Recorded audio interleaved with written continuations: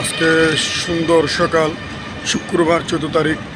আর 2 দিন পরেই ঈদ, 15, 16, 17 তারিখ ঈদ। সবাই ভালো থাকবেন, সুস্থ থাকবেন এটা মনে করি।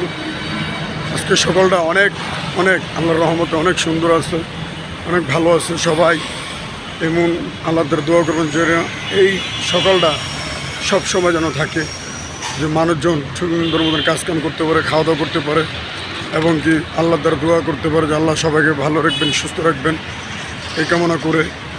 এবং কি সবাই মা বাবার জন্য, আত্মীয় স্বজনের জন্য দোয়া করবেন।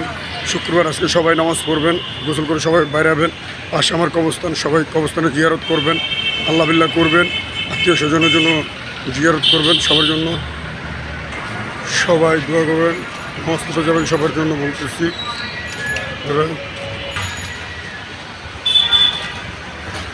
দোয়া করবেন সবার জন্য, আত্মীয় স্বজনের জন্য, মা বাবার দোয়া নেবেন সবাই।